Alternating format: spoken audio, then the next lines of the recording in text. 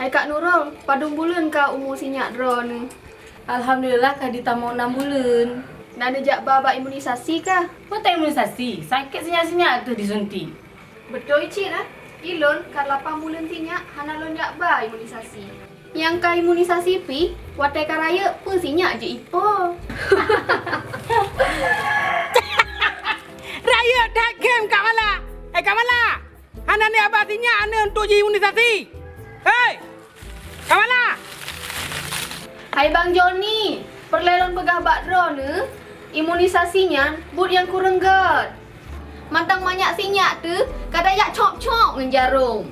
Betul yang Kak Mala urung jamun mengetu otan imunisasi. Tapi anak gena ubebe bau sampai je. Hai Kak Nurul. Nyokak masalah raya sampai. Tapi imunisasinya tujuan dia adalah untuk mendapatkan kekebalan tubuh apabila anak kitanya diserang penyakit. Betul, Blue. Hai Manya ni, teman menyokatan imunisasi anak han sakit leh. Doktor yang pubat gop ni sakit. Yang ke penting imunisasi supaya anak mit hana mudah terserang penyakit. Kata mana? Betul, Blue. Contoh di penyakit hepatitis, difteri, pertusis, tetanus, TB, campak dan polio. Acara imunisasi nyan pi, gepegat pah watai jam kerja, pajan tatu meba nek mi temak. Yang gampang Kak Mala menyanyi masalah ji. Dia tak komunikasi dengan petugas supaya dia jatuh jadual sesuai lagi kebutuhan masyarakat. Yang penting orang drawana kau mengerti bahawa imunisasinya penting. Yang kat kanan, Blue. Menyegol kejelaskan ke kamu pom ibu-ibunya. Tapi kamu pi kurang mefaham tentang imunisasinya. Oh, menyemanan kamu siap menjabat anak mit untuk diimunisasi.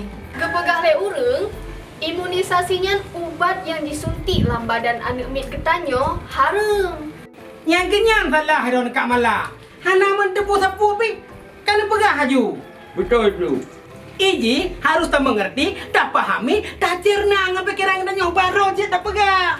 Karena vaksin imunisasinya karena fatwa MPU Lemoy Lab tahun 2015. Untuk lebih jelas ji. Untuk lebih jelas ji, mari sama-sama dengar penjelasan dari MPU. Assalamualaikum warahmatullahi wabarakatuh. Majelis Permusyawaratan Ulama Aceh telah mengeluarkan Fatwa Nomor 3 Tahun 2015 tentang vaksin polio, di mana dalam fatwa tersebut disebutkan vaksinasi polio yang selama ini dipermasalahkan oleh sebahagian masyarakat atas kehalalnya diperbolehkan karena darurat, mengingat kemudaratan jauh lebih besar bila tidak dilakukan imunisasi. Oleh karena itu, Majelis Permusyawaratan Ulama Aceh mendukung peningkatan cakupan imunisasi di Aceh.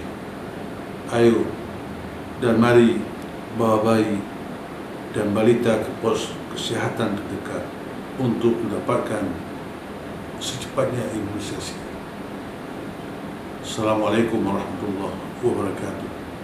Gedanyo Mandung siap mendukung pemerintah demi menyukseskan program imunisasi.